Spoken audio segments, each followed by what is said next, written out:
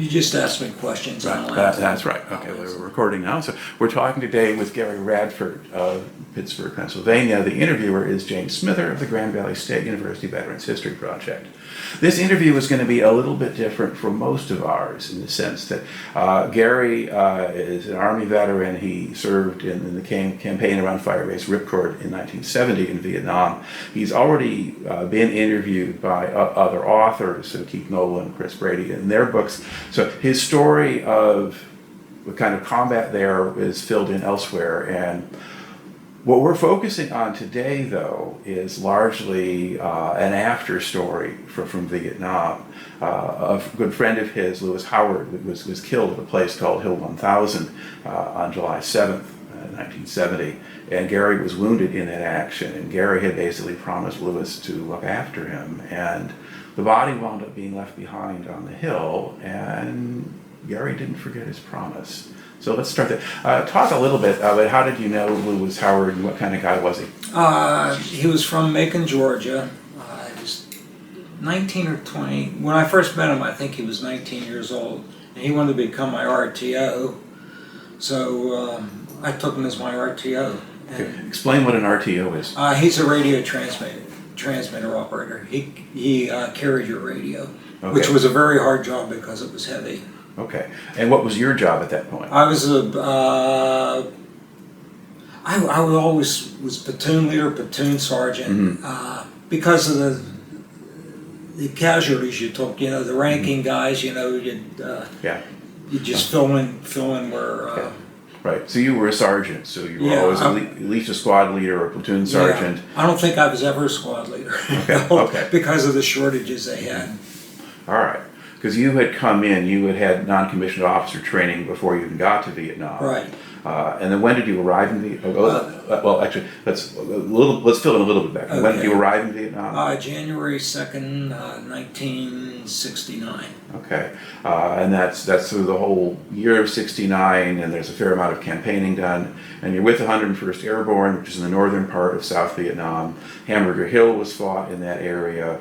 Your company wasn't directly involved. No, we were on Firebase Airborne when Hamburger Hill happened. Our battalion was put on alert to get ready to move in. They only took Alpha Company out of the 2nd of 506. Right.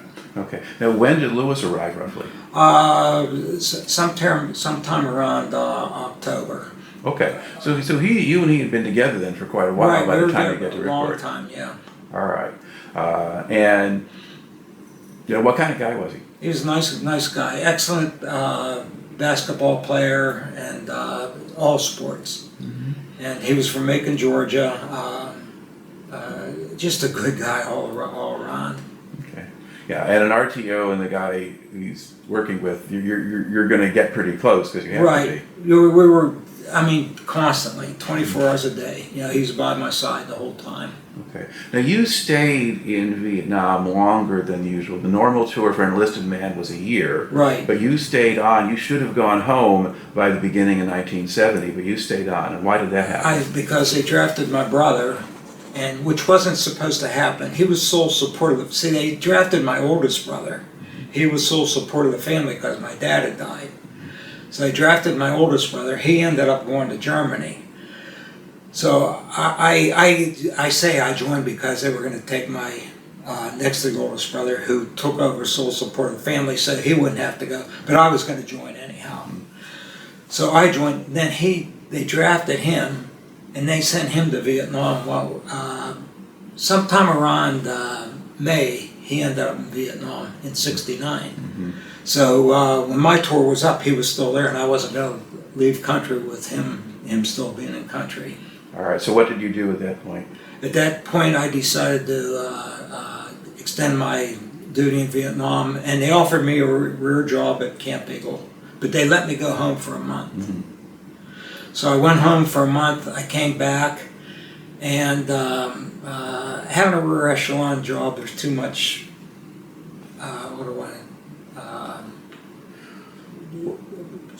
polish, too much, Okay, yeah, well, the standard military term for that is chicken shit. Right, right. So I knew all the guys that were still out in the field, so I decided I'd go back back to the same platoon I was in. Yeah, I expect they were happy to see you. Yeah, they were. Experienced sergeants were in short supply. Yeah, they were. All right. And so now, in 1970, starting in March, your battalion gets involved in the efforts to first establish Firebase Ripcord, then operate in the areas around it, and you're on it and you're off it. And then you get into a fight on July 7th, 1970. Your company is assaulting a position called Hill 1000, which overlooked Ripcord Firebase because it was taller. Mm-hmm. And the idea was to neutralize that. But it was tall and it was steep, and there were enemy bunkers dug inside. And so at that point, I mean, what happened to Lewis as far as you know? Okay, he was, at this time he wasn't my RTO. Okay. He had a small speech impediment, but when he got on the radio, that all left him. The company commander didn't like the fact that he had that, and I can understand his point because I'd been with Lewis. He'd been my RTO for 6 months, and he never had that speech impediment when he talked on the radio. So I could understand the company commander wanted somebody that this couldn't possibly happen, the speech impediment. So he became a rifleman. All right. And before you went up, you went out there, you had a conversation with Lewis? Yeah, I had that you were going to have to assault Hill 1000. And it came down to pulling straws, who was going to be point man. Some guys refused, but when he pulled the short straw, he was going to be point man.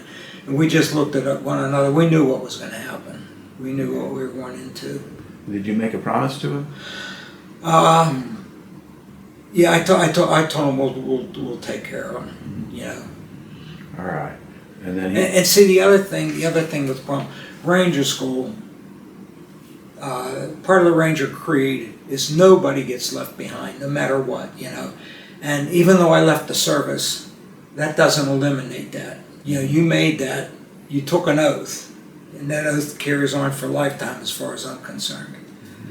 And some people in the government didn't agree with that, so. Yeah, well, we'll get there. Yeah. Okay.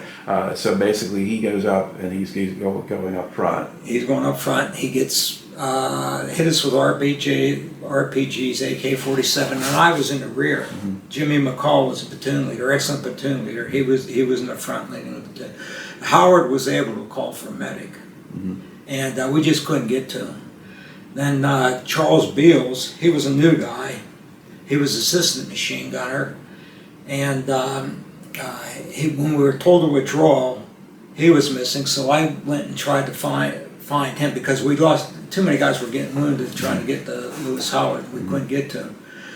So I crawled up. I actually had my hand. He was laying face down. I actually had my hand on his boot. Was his heels? On his heels.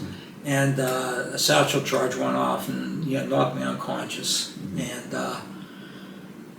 my RTO, who I called Pinky, I can't remember his name. I can't remember his name. He was able to, I didn't know he was even following me, and he pulled me back. Okay. All right. And at that point, you're medevaced out. I medevaced out. That was my last day in combat. Okay. And then you get discharged. How much later? I got discharged in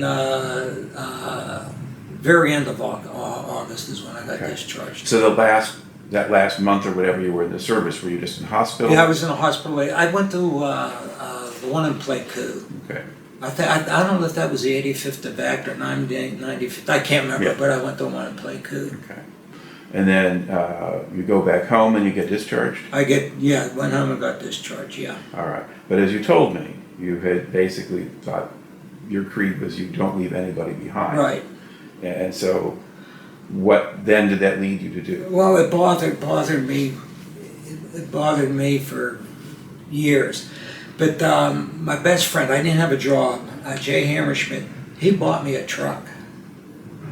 I didn't sign no papers or anything, and it was probably his life savings, but we've been friends since kindergarten. He bought me a truck, and I did local dump work. Then I thought, I'm going to start hauling steel and going around the country, and I'll start looking up all the guys that were killed, telling their families about this. anyhow, when I got near a city, I'd get cold feet. So I didn't. So later on, in I think it was 73 or 74, I hopped on my motorcycle, and I told my wife I had to go look somebody up, and because nobody knew about Ripcord. Yeah, everybody think you're BSing about this battle if you said anything. So I hopped on that motorcycle, went to Macon, Georgia, got down there, got cold feet.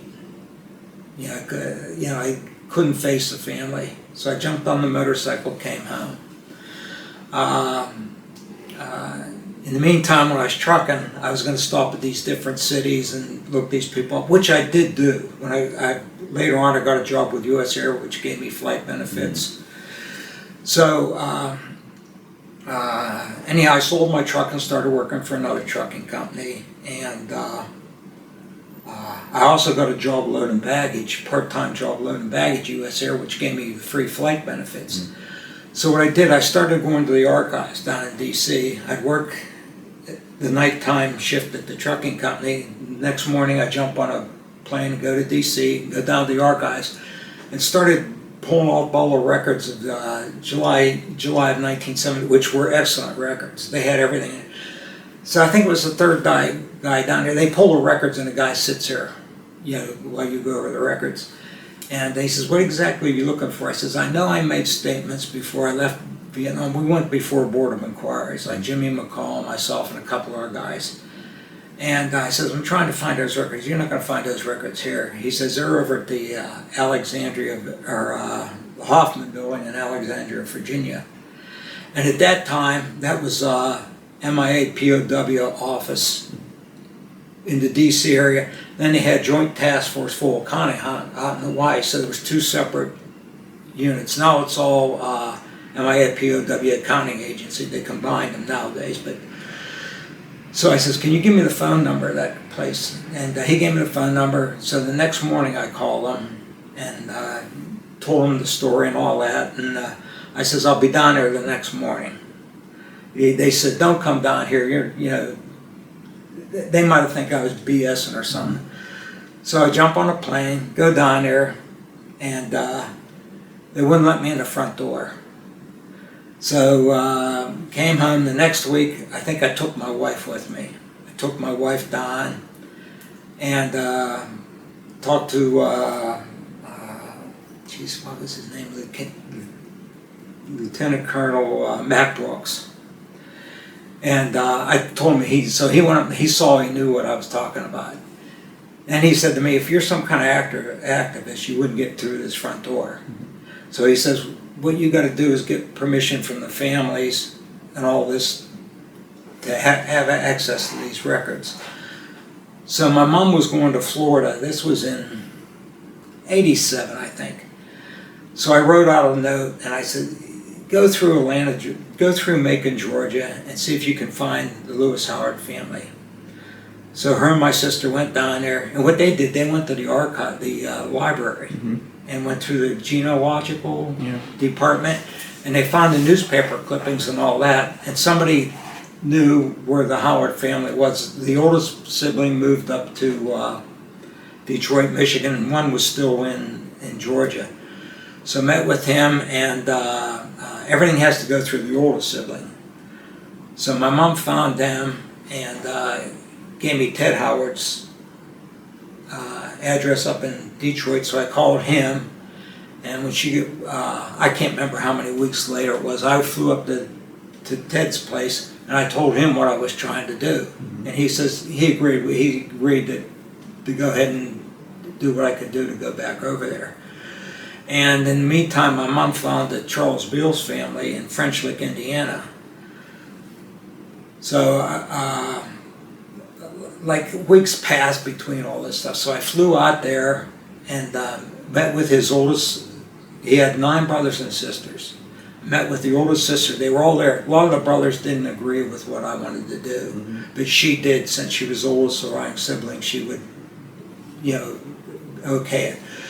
So then what I started to do is go down to the MIPOW office down in D.C.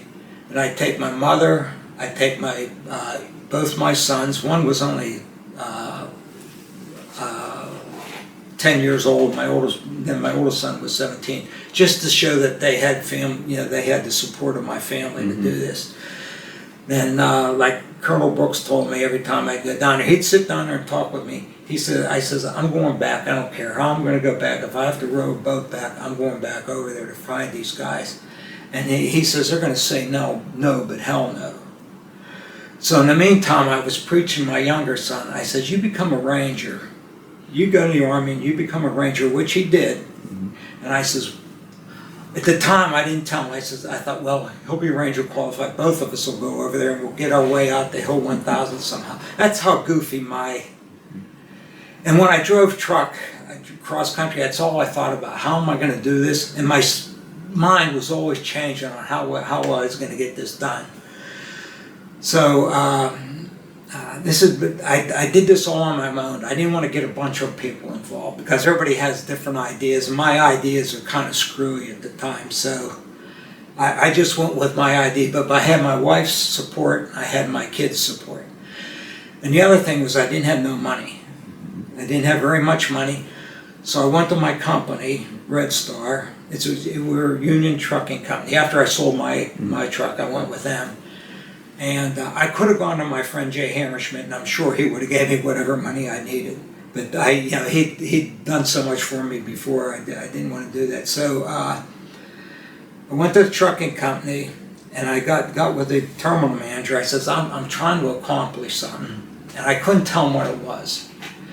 I says, can I save all my vacation time and all my sick days and all that? He says, I'm not sure. So they brought the head of Red Star down from Buffalo, New York, and I met with him, and I told him a little bit about the story.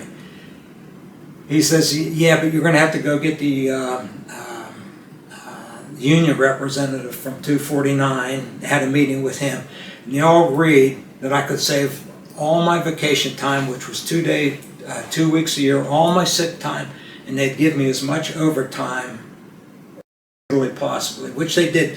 Then the guys at the company started calling me, my nickname's Hap, they called me Hungry Hap and everything else, that nobody knew what was going on. And I had no idea if I was going to be able to go back, but this was in 93. So I was able to save all that vacation time, all that overtime. They didn't pay me the overtime, they saved all that. They just gave me my regular 40-hour a week check. And so that's what happened there. And I wasn't making any headway. I'd go down there, the DC and all that. And he says, what I want you to do is, he says, find 2 congressmen. I had Ted Howard find his up in Detroit. I found mine, who was Tom Ridge, and he's the first guy under Homeland Security. So I found him the very next day. I flew down to Washington, D.C. with my wife, met with him. I didn't meet with him personally. I met with his top aide, and she was real interested. I says, I got to have a meeting with the Department of Defense. They said, oh, that's going to be hard to do. For an individual to get somebody with the Department of Defense. And she says, there's one thing about Tom Ridge, he don't care whose toes he steps on. So about every time you do something like this, it takes months. It takes months to get any. So I thought I hit another roadblock. Then you sort of lose. I didn't lose interest in it, but there's so much red tape involved. So one time a person gave me a copy of the Life magazine in '87. I think it was the end of '80. The end of the '80s. The 10 most important things that happened in the United States was in Life magazine. One was the wall, the dedication wall. Opened up with Lewis Howard Jr. Right in the middle. And I'm thinking, this is a message from God to continue this, And so that's when it continued. Another thing that really set me off on this, I used to belong to the 101st guys, all World War II guys, and we were laying a reef at a memorial down in Pittsburgh. And some lady came up to me crying and everything. She saw my 101st patch. Her son was killed in the A Shau Valley, and she wanted to know if I knew him and all that. And this was before I even looked up Ted Howard and all that. And I saw how important this was to her. So that's what I did. But in the meantime, I looked up other guys that were killed. In fact, one is, I'm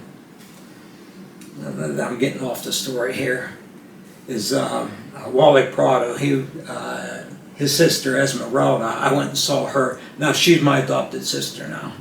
So that's another story. But let's get you back around here. So you had gone, you had seen Tom Ridge and so forth. Yeah. Or not him, but you've seen the aide. Aide and all that. So he wrote a letter to the Department of Defense. He wrote a letter to them and all that.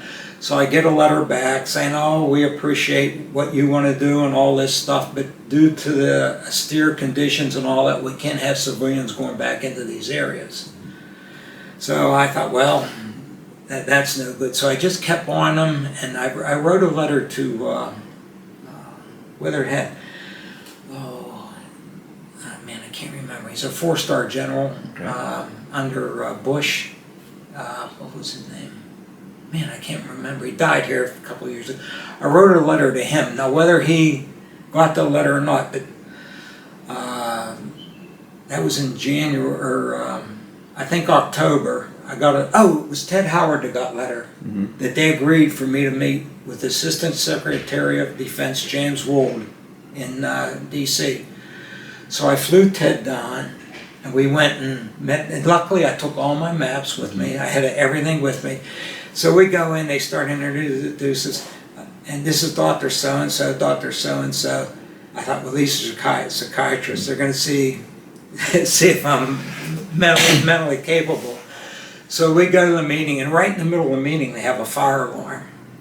So we all got to evacuate the building. I thought, well, this is the end of that. And Ted was a little more boisterous than I was. I was real easy about everything because I've accomplished everything that way, and I did everything in person. I wouldn't do anything over the phone and that. I says, I'll fly down there because I could fly for free. I'll fly down there and meet you personally, so they could see who I was. And so anyhow, when the fire drill was over, we continued the meeting. I thought that was going to be the end of the meeting. So he said, well, we'll get back in touch with you. Then I thought, well, this was, I think it was October. What year? 95. Okay. So January of 96, I get a letter that they're going to take me back. They agreed that I would go back to Vietnam. But I had to find my own, they were going to hire me as an advisor. And I'd go to Hawaii, meet there, and we'd go to Vietnam. But then they couldn't find, I had to get a disclaimer from a lawyer, so I had to hire a lawyer. I got a disclaimer. I got that disclaimer. That was all sent in.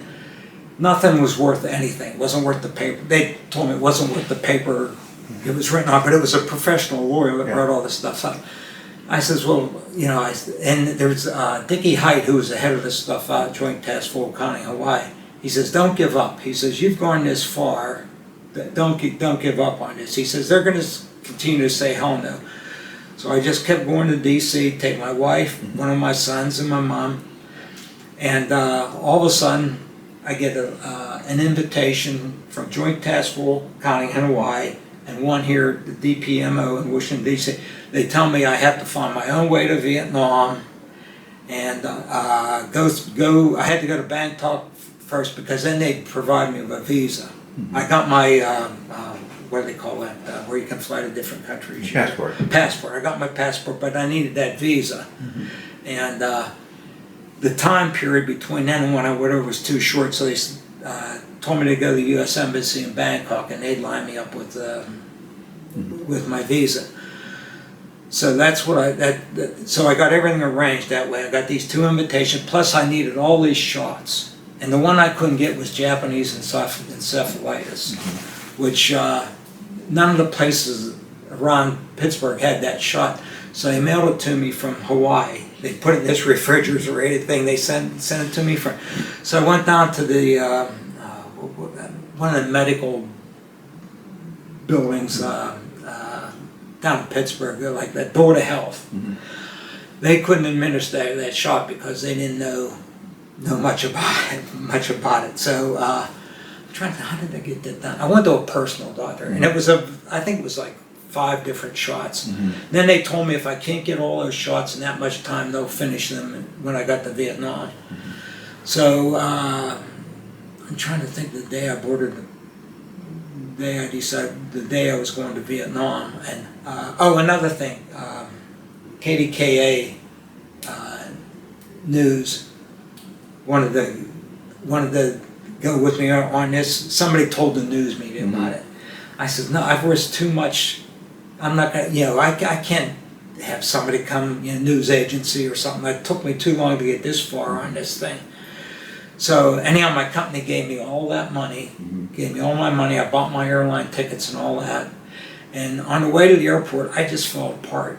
I mean, I sat in that car and just cried and cried while my wife was taking me to the airport. I just became emotionally, destroyed. How in the hell am I going to do this, But anyhow, I made it to Detroit, and I called Jimmy McCall, and I told him, I says, I'm going back to Hill 1000 right now, and he sort of straightened me out. He got me back to normal. But anyhow, I ended up in where now did I fly to? Japan, and then went to Alaska, I think, first. Yeah. Then from there we went to Japan. Then from there I flew into Hanoi, and okay, so you didn't go to Bangkok in the end? No. That was the second time I ended up at Bangkok. But this was in '96. This was this was the beginning of July of '96. So I had to get to go. But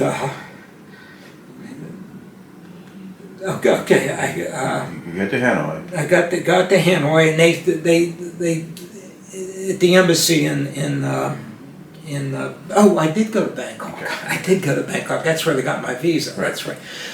So they got me on the plane to Hanoi, and they said there was a guy standing with his sign Radford, So I got with him, and then they put me in a hotel there, and walked over. The people were real friendly. They didn't try to bargain you to buy stuff and all, which was a little bit different in the South, But then they put me on the plane, the Century 3 Motel in Hue. Modern motel, just like anything you find here in the United States, which shocked me. So I met with trying to think of the sergeant's name. I met with him, and I was the very first civilian that they ever did this to. They take people in the military back, but I was the first civilian that wasn't active military to do this. So anyhow, went to meetings, different meetings, because they post, anybody knows anything about MIA's, POWs, they have this posted everywhere, and people, come in. And so I went to a couple of those meetings that people came in and says they knew something about Americans and that, but I don't know if any of that ever panned out. But I trained with him. Luckily, I got myself in shape because we would run and everything. I was 47 at the time, so I had gotten myself in shape. We'd go out and run every morning and all that.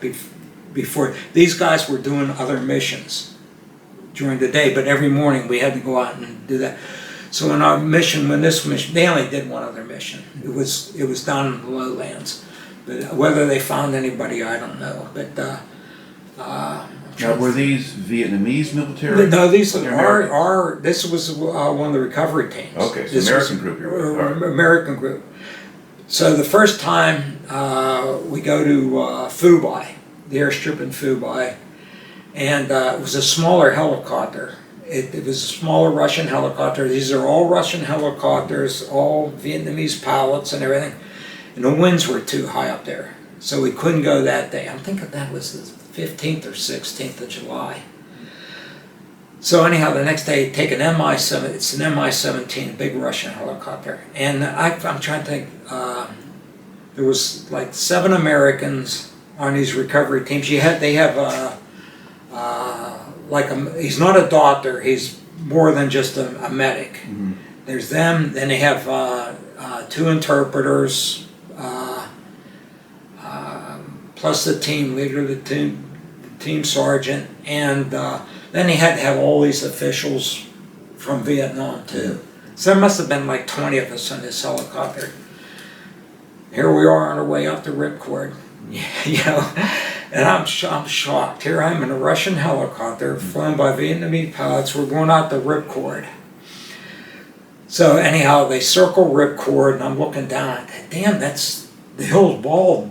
The jungle hadn't taken it over, and it was just elephant grass. Just elephant grass. So we sat down, and the winds were really high. We sat down, and I couldn't believe the amount of ammunition that was scattered everywhere, weapons, all that stuff. Like the military termed it best, it was left in wartime conditions. And here I thought, you know, they would have come in and grabbed all that unexploded ordnance and all that and used that for booby traps later on in the war. But the biggest problem was I wanted to go out and check the bunker that I was on, you know, to see what was left of it. But we couldn't because there was too much unexploded stuff. You had two, what do they call them, explosive experts that would, you know, check to make sure we were safe to go. And the other thing was these cluster bombs. It was a bomb that exploded that released a whole mess of little bombs, and they didn't know what. I thought, well, that's strange. I don't know the shelf life on these things. And, you know, it's been like 23 years, you know, surely, but yeah, they didn't know. So anyhow, we started towards Hill 1000, and I didn't realize how rugged that area was. I mean, it's extremely rugged. I was in shape, and I was 47, and I wasn't carrying anything. All these other guys were carrying some, you know, quite a bit of stuff with it. But we had the Vietnamese laborers cutting their way through. I'd say the jungle was maybe between single canopy and double canopy. It wasn't triple canopy like it used to be. You know, that part of it hadn't grown. But like Ripcord, it was bald. I think it was because of the Agent Orange they used around there to kill the vegetation. But it was just covered with all the elephant grass. So we get up there, and on the way I'm thinking, they're going to be up there waiting for me. You didn't forget it. I mean, that's how your mind works. I mean, I'm a sane person, but, you know, I'm thinking, boy, yeah, they're going to be waiting. You didn't forget about us. And so we come to these big rocks. Jim McCall had us stop at these big rocks and take a break. He was in the lead, I was near the rear, but that's where he stopped. Then they were moved out again. That's when Lewis Howard got hit. So we came to these big rocks. I says, this is it. This is the area. So I says, it's just a little bit up further. Sure enough, we find a helmet, find two size 10 boots. Two size 10 boots. And a poncho liner, part of a rucksack. Found a bunch of stuff. Plus artillery rounds that didn't go off. And the reason I don't think the artillery rounds didn't go off is when they were fired at Firebase Ripcord, I think they skipped the cross instead of having a direct hit. I don't know, but that's what some of these guys on the team surmised. But you know what? I didn't look to see if there was the firing mechanism in the nose, whether I did or not. Then I got to thinking when that Chinook wrecked and all those artillery rounds exploded, but then I got to thinking, no, there wasn't any going up. It was all on the top. Yeah. But it had been bombed to hell. I mean, I don't know how many thousands of pounds. And what shocked me was, okay, we searched that whole area, and in the saddle, I found an M14 magazine. And I thought that's from when Jim Campbell assaulted the next day, when one of his guys was carrying an M14 or something, because we didn't have any M14s. And anyhow, we searched the area and everything, and I says, Beals was lost, 30 or 40 meters to the left going up the ridge line. I said, that's where he was lost. So we went up there, we couldn't find anything. So they dug a couple test pits to see, you know, where the ground looks like it might be, you know, a burial site or something. We dug them, but there was nothing there. And so we started searching here. Here we found an M60 machine. Beals was assistant machine gunner, and I was which would be approximately 30 feet. I was 10 meters off of where I says he went down. There's that M16, the bunker's still intact. They wouldn't let me go in the bunker because those were all interconnected with tunnels. They wouldn't let me go in that bunker because, the ordnance deal and all that stuff, because there was unexploded hand grenades, everything up there. I was shocked. And so we got all this stuff, and they asked me if I wanted to take anything, and I felt the ground was all sacred. So and the other thing, we found a Bud Light beer can. One of the guys had taken a beer with him, drank the beer on the way up that hill. So we found that can, and I left that can there. But they did take the M60 back. They took one of the guys. I think this might have happened with Jim Campbell's guys because it was on the other side of the hill, where the round had gone right through the canteen and into his. It was in his belly because you could see, it went right through the canteen, and they had to cut his pistol belt off. And they took that, and they took, where Beals went down, we found a size 7 shoe, which, the boots, the boots were the size 10 which is the size he wore. There was no shoelaces in them, and I says that's probably, some of the guys wore their dog tags in their boots, and I figured they took them shoelaces out to take the dog tag, take the dog tags. And we found a one size 7 boot where Beals went down, and he was a small guy, and they asked me, is that the size? I says, I don't know if that's the size. Beals was a new guy. I didn't get to know him that well. And I says, probably that was his size boot. Plus we found a helmet there with it had a couple rounds through it. They took that helmet too. And they took some other stuff. They asked me if I wanted to. I said, no, this is all sacred. I don't want to take any. But I did take some rocks. And I took some rocks off of Ripcord, and I took some pieces of shrapnel off of, because the ground, they had these metal detectors. I mean, that's all they could pick up was all this shrapnel from the rounds and that. And so we hiked back. We went, got on the chopper, and flew back to Way, and had some meetings there and all that, and that was the end of it. Then I missed my first plane home. So I had to buy another ticket because of the mission took a little bit longer because of the weather. We were postponed today, so I made it home. Then they had these meetings every year. They'll have these, I always go to the main ones in DC. It's all about the Vietnam War. They have ones for Korea, and they have ones for World War II. And I go to all those meetings. So then they have these separate meetings, like in different cities, like people that can't make to these meetings. They'll have a meeting for World War II, Vietnam, and Korea all combined. So they had one in Pittsburgh, and a friend of mine has an uncle missing, Lou Tallarica. His uncle's missing from Korea. And see, I'm not privileged to any of this information because I'm not a family member, so I got to call them to find out about all this stuff. Right. And then I finally got a thing from the families to agree to let me know when all this stuff is happening. Mm-hmm. So I went to this meeting, and they asked me, this was in 2014. I've gone to a lot of these meetings. He says, would you be willing to go back and re-identify this area? I said, sure, I'll go back. And he says, we're going to pay for all this time. So that was in, I think December of 2015. Mm-hmm. So here again, on this time, they took me back as advisor, mm-hmm. and they paid for everything. And what I was to do, fly to Hawaii, but they paid for all my airfare. I met him in Hawaii, and we went over everything in Hawaii and all. Oh, in the meantime, when I got back from the first trip, I flew my wife to Hawaii to thank them out there for permitting them. See, that's where the big difference made, doing this stuff in person, I think. You know, that's why they agreed to, because I did all this stuff in person.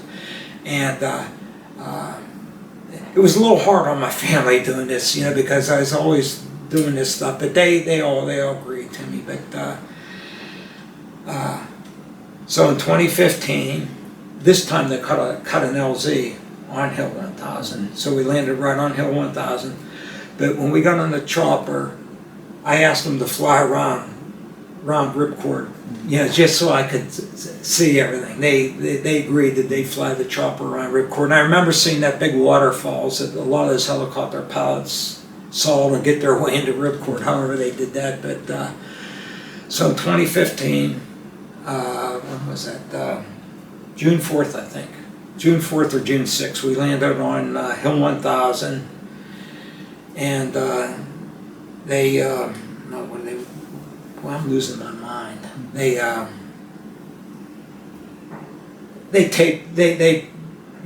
surveyed that whole area where they'll go in 2015 or 96. I went to they had a meeting down in Atlanta, Georgia, so I drove down there, and that's when they agreed that they'll do a recovery on this hill. So in the meantime, since we relocated the area, and I came home again. So I've gone to meetings, all the meetings since 2015. It's on the books to be done. And I understand, believe me, these guys, they're in 46 countries. And like the World War II stuff, they're putting a lot into Vietnam because of the acidity of the soil and that, it's more critical to find these guys because the soil, I don't know, isn't as acidy or whatever So when you went back with them in 2015. 2015. Okay. So what did they actually do? So they did some kind of a survey? Yeah, they surveyed the whole area, so they, to verify that that's the right area. Right. And see, what confused me was when I got the official reports back, the coordinates weren't the same. I had. Now see, there's true north magnetic, now I don't know much about this, but there's true north magnetic north and what's the other one? And that all moves over time. Okay. That all moves over time. So I'm real upset when I get these coordinates. I said, this is all wrong, So I went, this time I had to drive to DC because I wasn't loading baggage at the airport. I was retired. Yeah. So I flew down there, then they explained to me that these coordinates move over a certain period of time, so that relieved my mind right there. I wasn't sleeping or anything thinking about that. And so all the meetings I go to, they call me the salt and pepper guy because one guy's black and one guy's white, and they know who I am, and they know I'm going to be there every year. So this year, I understand what they got to do. They got to find a person on the other side that knew what happened to them bodies, where they threw them over. They can't dig that whole mountain up. Yeah. You know what I mean? And when they did, like in 2015, that's when I picked the shrapnel up. They had metal detectors and that. The whole hills, everything you go is metal. Oh, yeah. Is metal, and so it is on the books to get redone. Now I have in 2015. I told them I want to go back again. I said, if you go back, I says I'll keep myself in good shape and all that, and they can't give me a yes or no on it. And I did ask them. I says, if you do find anything, I want my son to fly them back. Because after he was done with Rangers, in fact, that paid off him going to Rangers School because he was in on the Jessica Lynch. He was in that. He was one of the ones that provided the 3rd Ranger Battalion. He's one of the ones that provided security while they went in to get Jessica Lynch. In fact, he's had 2 fundraisers with her for Fisher House. I don't know if anybody knows what that is, but I says if they do find, I want my son to be the one that flies them back because he's in the Air Force. He's a pilot in the Air Force. So they says, well, you get permission from the families, and if we will do that. So that's where it stands right now. But it took me, I don't know how many years but the main thing is and I didn't go in there hot-headed or anything like that. I was, what are we going to do about this? And I just kept showing up and, showed the support of my mom, my kids, my wife, and, then they agreed to send me back. Most people won't believe that, it's just... But no, it's a pretty remarkable thing, and we have, Gary had given me previously a lot of documentation, a lot of the different things that he has done. So, there's plenty of backup for this story. He's not making it up out of whole cloth, and it's a pretty good story. So, to thank you for taking the time to share it today. Okay, Jim, I appreciate it.